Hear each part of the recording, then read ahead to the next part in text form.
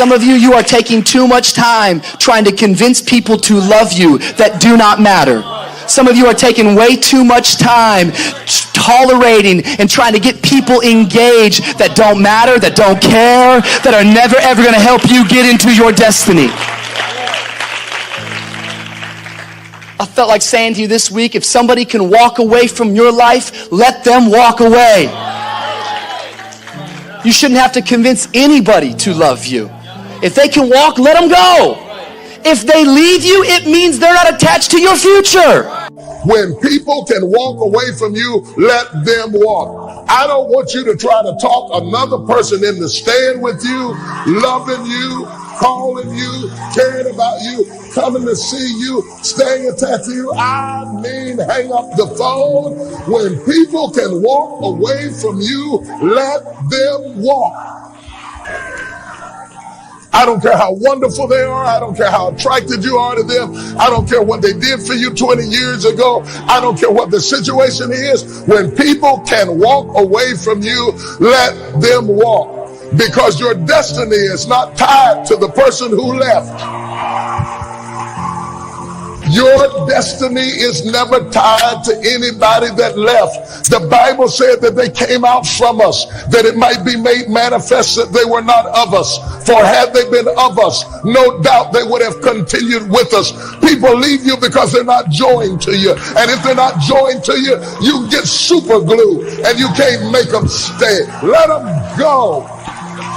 And you got to know when people's part in your story is over so that you don't keep trying to raise the dead. You got to know when it's dead, David. When your boy is dead, wash your face and have another baby. You got to know when it's over. Look at somebody and say, nothing just happens.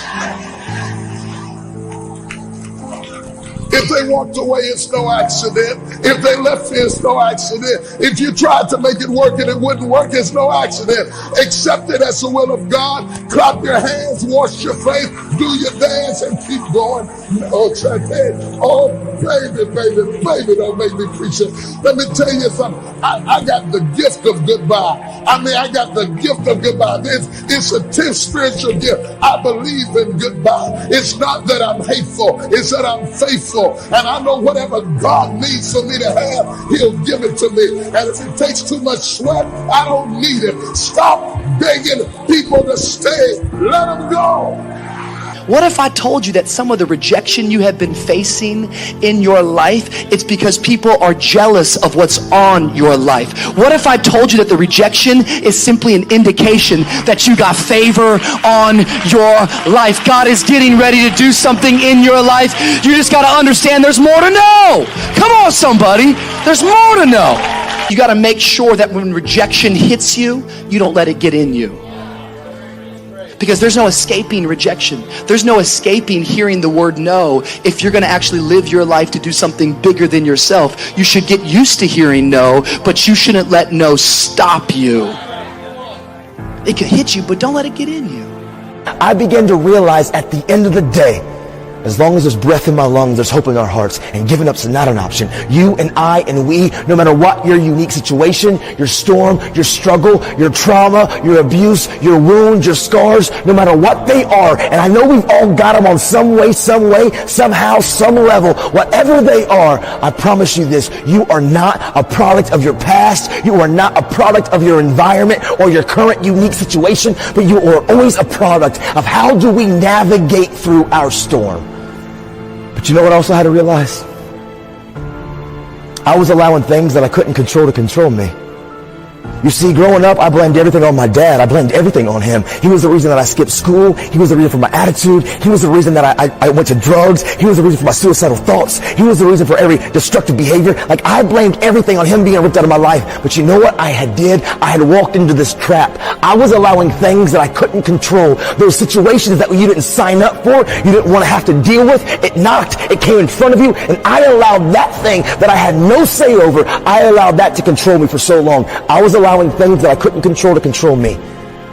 And I had to realize I had to take control of what I can only control. I can't control what you think, what you say, or how you treat me. I can't always control the situations, the struggles, the adversities, the abuses, the hurts, the pains that others have caused me, but I can always control how I react, how I respond, and what I do. I had to take control of me, control what you can control. And truthfully, the first thing that I had to do, which was the most difficult thing that I had to do, I had to realize the anger, the rage, the hurt, the frustration, the pain that I had towards my dad, I had to let it go. And I was scared to let it go because I had so much identity tied up in my wounds. But I had to learn I am more than my struggle. I am more than my wound. I have to let it go. Letting it go and forgiving him didn't justify it, didn't make it right for him. But if a family could forgive me for taking the life of their daughter, how could I continue to understand this, that the anger, the frustration, the madness, the pain that I had towards my dad, it was only poisoning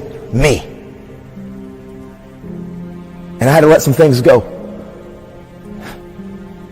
And that's a challenge. Because for so long, that pain, that wound, it really became like a safety net for me. Because it was my go-to. It was my reason for all of my struggles. And if I let it go, then I had to begin to face some of my other hurts and my pains. And that's intimidating and it's scary. But the truth is, when we hold on to these things, it's not poisoning the people who did it to us. It's only holding you hostage.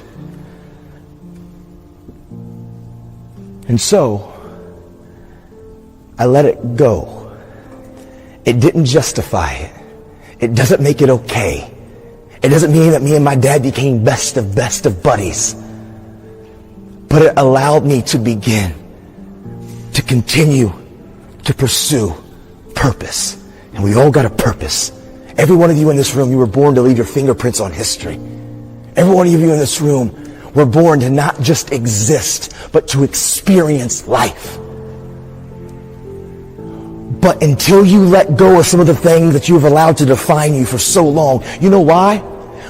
Sometimes we can't change and we can't overcome the suicidal thoughts, the self-injuring mentality, our anger, our rage, our wounds, because all you have been doing for so long, you're consumed by it. All you do is focus on it. It's everything about you. And what you feed and what you focus on, what you feed grows and what you focus on magnifies. And I realized if I stopped being consumed about that, but found the courage to let it go and stop being self-absorbed, but begin to walk even while I was still wounded, begin to move towards my dream. And I realized what I give away, I get to keep.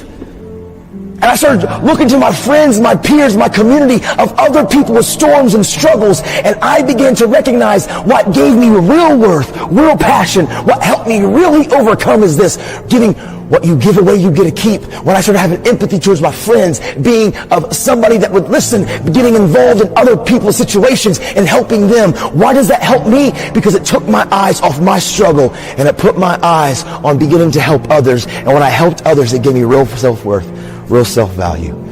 What you give away, you get to keep. You have to take the hand you've been dealt and make the most of it.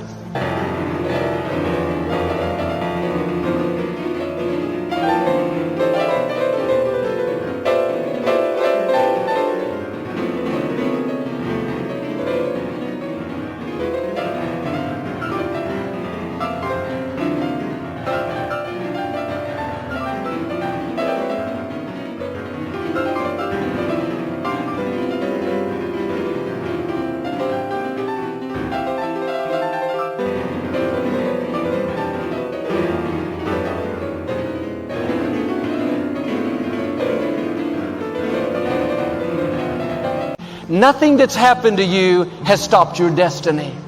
That person that did you wrong, they walked away. It may have been painful, but they didn't ruin your life. They don't have that much power. If they could stop God's plan, they would be bigger than God. Don't let one bad break, one injustice, one difficult season cause you to be sour, have a chip on your shoulder. When we go through loss, things we don't understand, that victim mentality will always come knocking at the door. We have to make the choice. Are we going to live bitter? discouraged, thinking we're a victim of our circumstances, we're a victim of the loss, a victim of this unfair boss, a victim of this pandemic? Or are we going to believe that God is in control, that He's ordering our steps, that His plans for us are for good? Instead of having a victim mentality, switch over to a victor mentality. That bad break is not how your story ends. The loss, the sickness, the injustice is not going to limit the rest of your life. God said in Isaiah, He will pay you back double for the unfair things that have happened. If you're going to see the double, you have to know that God is going to make it up to you. It may be unfair, but God is a just God. He saw what happened.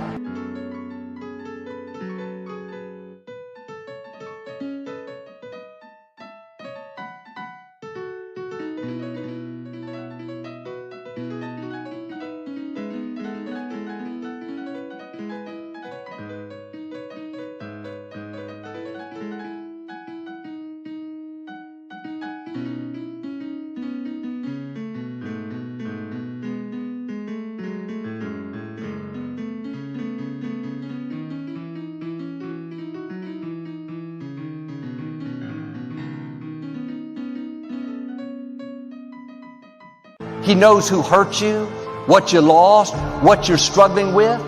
He's not going to just bring you out, He's going to bring you out better. Get rid of that victim mentality. Quit dwelling on who hurt you, what you lost. You're not a victim. God always causes you to triumph.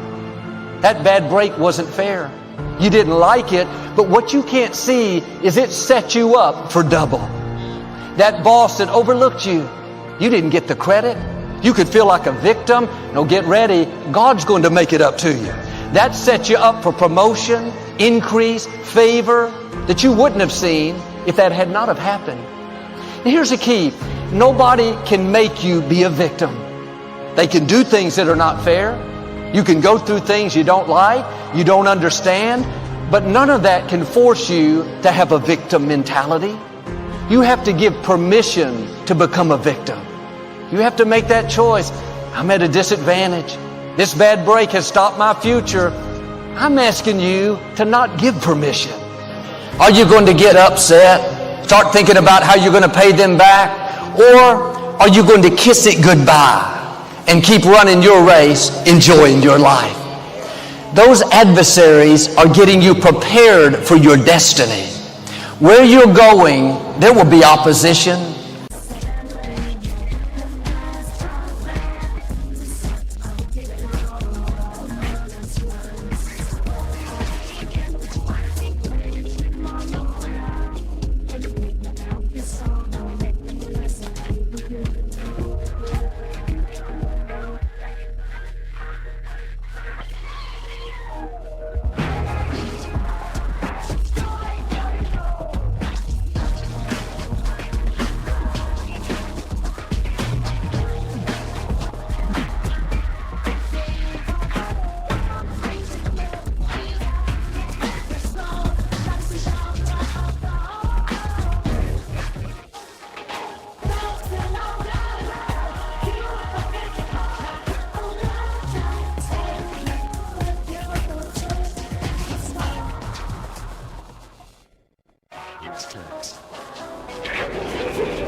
Critics, people trying to pull you down. The good news is no weapon formed against you will prosper.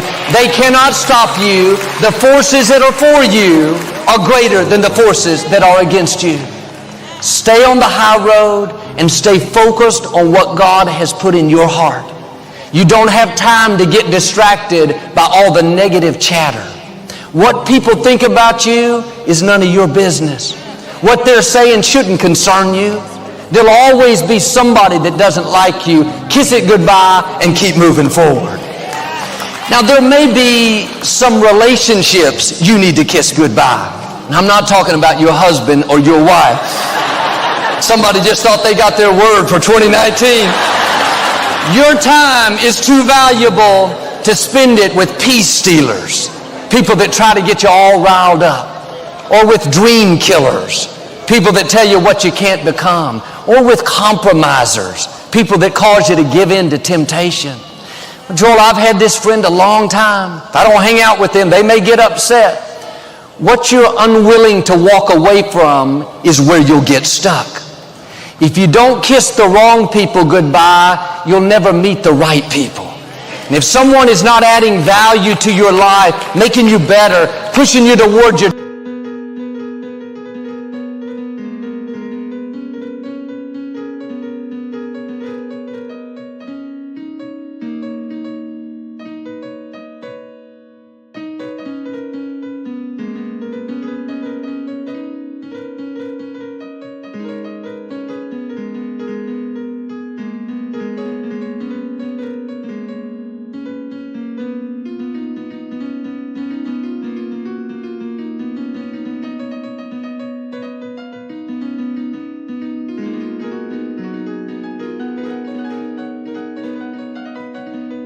destiny, you need to make a change. And sometimes it's just a new season. The friends you had 5 years ago may not be the friends you need now. Everybody can't go where you're going. It doesn't mean they're not good people. You've just outgrown them. You're going at a faster pace. If you continue hanging around them, it will limit your growth. You need to gradually spend less and less time with them. If someone is supposed to be in your life, you can't make them leave. And if someone leaves easily, they're not supposed to be there. Quit trying to talk people into staying. You don't have to convince anyone to love you, to call you, to come see you. You are a gift. You are a prize. You have something amazing to offer. If they don't want to be there, that's a sure sign they're not supposed to be there. God has people already ordained that you can't make leave. People that want to celebrate you. People that love spending time with you. If somebody wants to leave, let them leave. Your destiny is not tied to the people that walked away. Be respectful, but kiss the Orpahs goodbye.